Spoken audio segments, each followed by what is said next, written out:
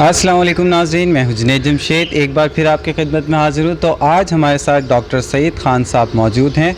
तो आइए इनसे मालूम करते हैं कि आज ये किस प्लांट पे हमारे लिए बोनसाई बनाएंगे। अस्सलाम वालेकुम। वालेकुम अस्सलाम। तो डॉक्टर साहब कैसे हैं आप? जी मैं ठीक हूँ। तो आज कौन सा प्लांट आपने सेलेक्ट किया है? इस वक्त मेरे पास एक फिग की वैरायटी है। इसको कहते हैं फाइकस लॉन्ग आइलैंड। इसके पत्ते की आप देखिए शक्ल कि ये बहुत मोटा पत्ता होता है और लंबा है। इसी की एक और वैरायटी होती है जो इससे मिलता जुलता है, लेकिन उसके पत्ते की शक्ल जो है वो गोल होती है, वो इस तरह से होती है। ये आपको फ़र्क समझ में आ जाएगा कि ये लॉन्ग आइलैंड है और ये ग्रीन आइलैंड कहलाता है। वैरायटी यही है लेकिन पत्ते की शक्ल मुख्तलिफ है। ग्रीन आइलैंड की तरह गोल होता है पत्ता और लॉन्ग आइलैंड का पत्ता, लॉन्ग से याद रखिए लंबा पत्ता। तो आज आप इसको किस स्टाइल का बोनसाई बनाएंगे?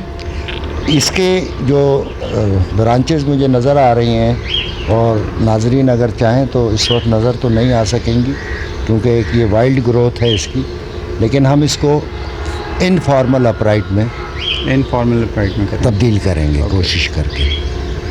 तो नाज़रीन देखते हैं डॉक्टर सईद ख़ान साहब इस प्लांट को इनफॉर्मल अपराइट स्टाइल के अंदर बोनसाई किस तरीके से बनाते हैं। Over to doctor Saeed Khan साहब। नाजरीन, इस प्लांट के इब्तदाई मुआयने के बाद ऐसा मालूम हो रहा है, ऐसा पता चल रहा है कि ये एक प्लांट नहीं है इस गमले में, मज़ीद हमें 3 प्लांट इसमें नज़र आ रहे हैं। तो हम ऐसा करते हैं, फ़िलहाल इसको इस गमले से बाहर निकाल के उन 3 प्लांट्स को अलहदा करके जो मेन प्लांट है इसका, उस पर हम काम करेंगे। फ़िलवक्त उन 3 जो छोटे प्लांट्स हैं उनको हम नज़रअंदाज कर देंगे। तो अब हम कोशिश ये करते हैं कि इसको इसके गमले से बाहर निकाल के और वो 3 प्लांट जिसकी फ़िलवक्त हमें ज़रूरत नहीं है, हम मेन प्लांट को जुदा कर लेते हैं और उस पर काम करने की कोशिश करते हैं। ये हमने इसको निकाल लिया और अब हम उन 3 प्लांट्स को इसमें से अलहदा कर लेते हैं।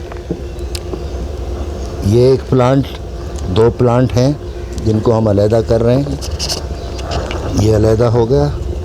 एक प्लांट ये है जो अलहदा हो गया, इसको हम काट देते हैं इसकी रूट को।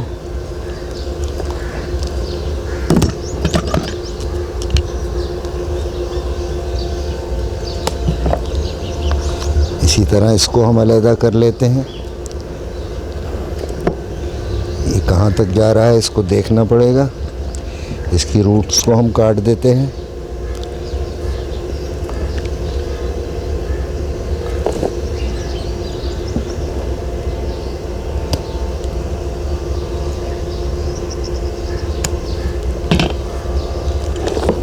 ये हमने अलहदा कर लिए। फिलवक्त हम इनको बाद में इस्तेमाल करेंगे, जो इनका फ्यूचर है वो देखेंगे। अभी हमारे पास जो मेन प्लांट है जिस पे हमने काम करना है वो हमारे पास मौजूद है। अब इसमें से हम देखेंगे कि कौन सी हमें ब्रांचेस चाहिए। ये क्योंकि ये भी एक अलग हमें प्लांट महसूस हो रहा है, लेकिन इसको भी हमें अलहदा करना ज़रूरी है ताकि जो काम जिस प्लांट पे करना है वो हमें बिल्कुल वाज़े तौर पे नज़र आ जाए।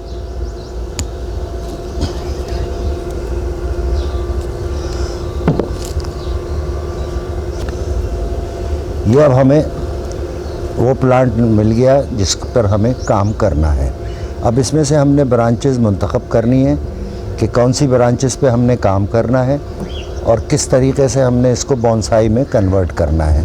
तो पहले तो हम प्राइमरी ब्रांचेस को मुंतखब करते हैं कि कौन सी ब्रांचेस प्राइमरी होंगी और कौन सी सेकेंडरी होंगी और कौन सी बैक ब्रांच और कौन सी फ्रंट ब्रांच होगी। तो हम इसको एक छोटा पहले काट के कर लेते हैं, फिर उसके बाद इसको हम वायरिंग करेंगे और वायरिंग करके हम इसको एक शेप देंगे।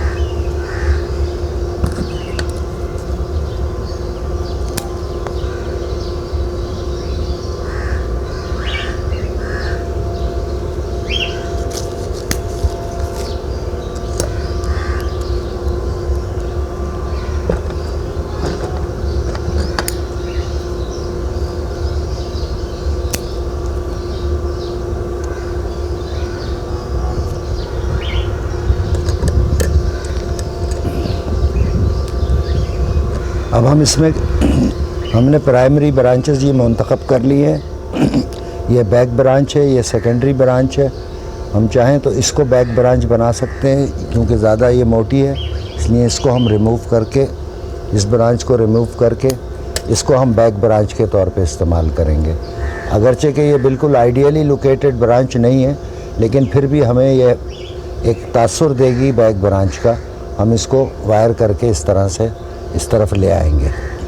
अभी हमने करनी है वायरिंग और इसकी थोड़ी सी प्रूनिंग करनी होगी, जो हम पहले से कर लेते हैं कि किस घेरे में कितने गहरा रखना है इसका। तो हमारे लिए एक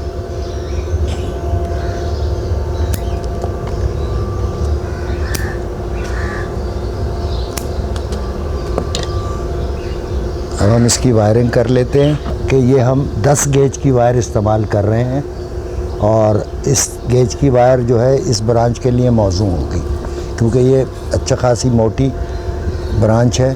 ज़रूरी यह है कि इसके मुनासबत से वायर इस्तेमाल किया जाए।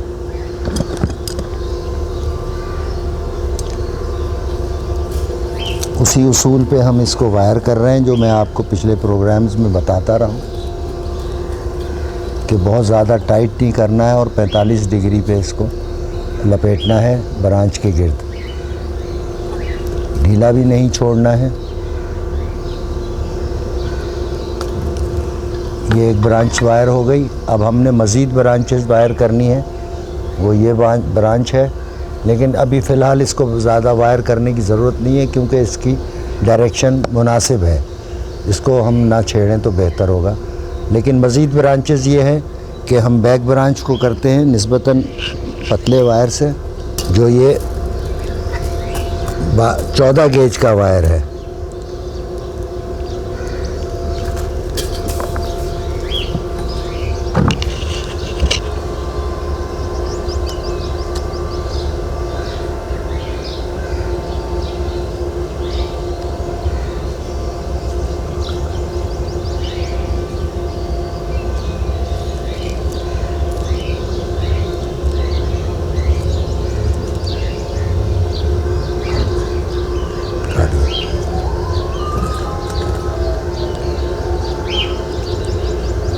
मज़ीद अब हम करेंगे इस ब्रांच को वायर जो फ्रंट के लिए हमने मुंतखब की है, तो इसके लिए भी हम यही वायर इस्तेमाल करेंगे।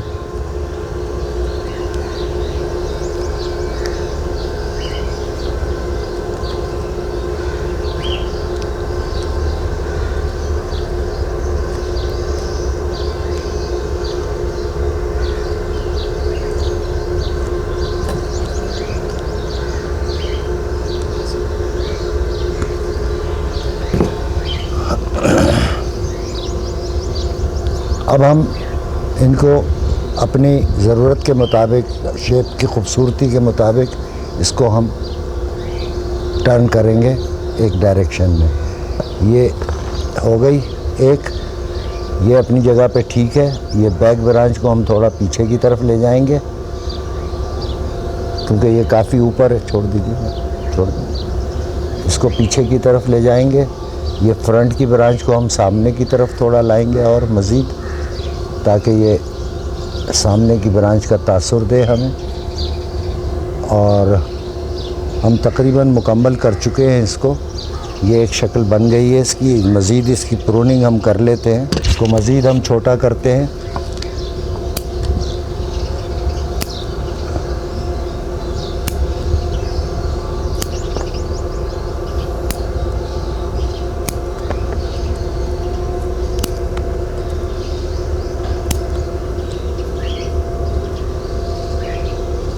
ये एक शेप हमने इब्तदाई तौर पे इस प्लांट की बना दी है। अब हम इसको रिपॉट करेंगे, क्योंकि हम इसको ओरिजिनल इसके पॉट से निकाल चुके हैं।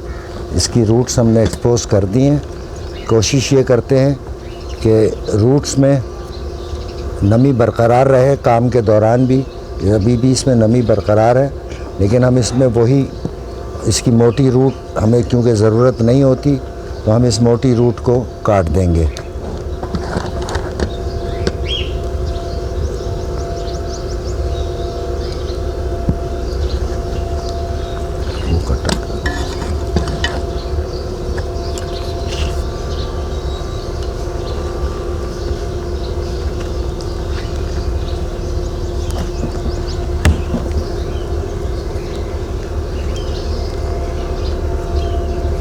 इसी तरह इन रूट्स को भी हम काट देंगे, जो फ्यूचर में फिर इनमें से हमें वो निकलेंगी फाइन रूट्स।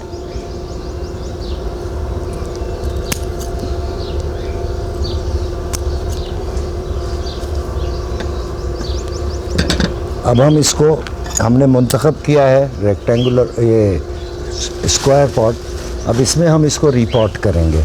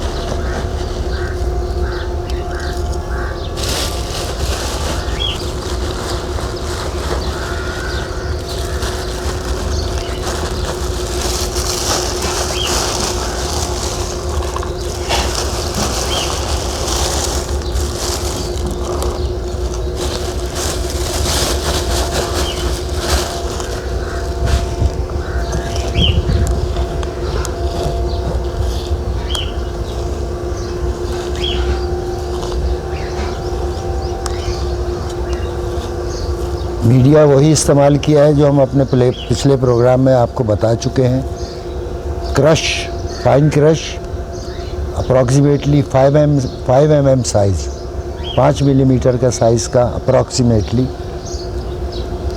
और प्यूमिस है जो पानी को एब्जॉर्ब करता है। उसके अलावा कंपोस्ट, पत्तों की खाद आइडियल है इसके लिए, वरना मैंने बताया था कि एनिमल ऑर्गन्स की खाद, जिसको ओजड़ी की खाद जनरली कहा जाता है, वो भी इस्तेमाल करते हैं। तो ये हमारा प्रोसेस मुकम्मल हुआ, इसकी रिपोर्टिंग का, कटिंग का और वायरिंग का। ये एक इब्तदाई शक्ल है। 6 हफ्ते से 8 हफ्ते हम इसको साए में रखेंगे, इसकी वाटरिंग को मॉनिटर करेंगे, और 6 से 8 हफ्ते में ये नई स्प्राउट करेगा दोबारा और नई ग्रोथ इसमें आना शुरू होगी। फिर हमारा एक प्रूनिंग का प्रोसेस, एक अमल शुरू हो जाएगा जो इसके बेहतरीन शक्ल इख्तियार करने तक जारी रहेगा, और उसके बाद भी जारी रहेगा जब भी ज़रूरत पड़ेगी ग्रोइंग सीज़न के दौरान।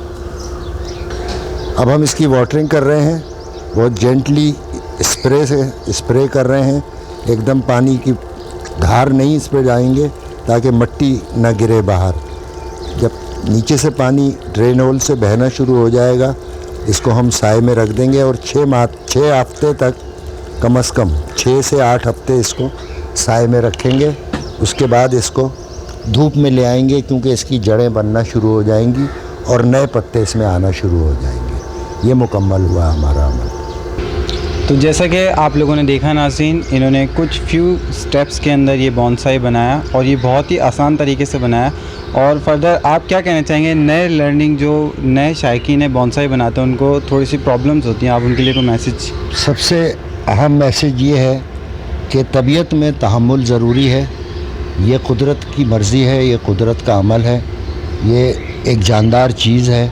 इसकी निगहदाश्त, इसकी देखभाल बहुत एहतियात से करनी चाहिए। इसकी ज़रूरियात का ख्याल रखें, और पेशेंस, सब्र बहुत ज़रूरी है। जल्दबाजी इस काम में मुनासिब नहीं है। अपनी शख्सियत में, अपने मिजाज में एक सब्र का मादा, एक सब्र की आदत डालें, तो आप बहुत बेहतरीन बॉन्साई स्पेशलिस्ट भी बन सकते हैं। अच्छा डॉक्टर सईद खान साहब, ये बताएं इसकी फ़र्दर केयर क्या होगी? इसकी फ़र्दर केयर यही होगी कि मैंने जैसे बताया कि 6 से 8 हफ्ते इसको साए में रखना है, शदीद मौसम से इसको बचाना है, वाटरिंग पे बहुत नज़र रखनी है। बिल्कुल अभी तो ये शेड में रहेगा क्योंकि आपने इसको रिपोर्टिंग की। जी हाँ, शेड में ये रहेगा। 8 हफ्ते बाद इसको, जब ये नए पत्ते निकालना शुरू करेगा, ये अलामत होती है कि अब ये उस शॉक से निकल आया, स्टेबल हो गया, रूट्स इसकी स्टेबल हो गई। अब इसको आप सनलाइट में रख सकते हैं, और वाटरिंग बहुत ज़रूरी है। क्योंकि इसका मीडिया बहुत वेल ट्रेनिंग है, जल्दी ड्राई होता है, इसलिए गर्मियों के मौसम में रोज़ाना इसकी सब ग़ुरूब आफ्ताब के बाद इसकी वाटरिंग करनी ज़रूरी है। अच्छा, और फर्टिलाइज़र आपने जब इसकी रूट निकल के शूटिंग जब ये स्प्राउट करने लगेगा, स्टेबल हो जाएगा, तो 15 रोज़ा बुनियाद पे NPK, nitrogen, sodium and potassium को आपने इस्तेमाल करना है। मुख्तलिफ ब्रांड नेम से ये दस्तयाब है मार्केट में। इसमें बहुत अफोर्डेबल प्राइस में हमारे पास जो दस्तयाब है वो ग्रोमोर के नाम से आता है। ये क्रिस्टल्स होती हैं वाटर सॉल्युबल। 5 लीटर पानी में 1 चम्मच मिलाएं, उसको अच्छी तरह हल करके, और एक बार पानी की जगह वो सॉल्वेंट उसमें डालें महीने में 2 बार। वो इसकी ज़रूरियात पूरी करता रहेगा, सोडियम, पोटेशियम और नाइट्रोजन की।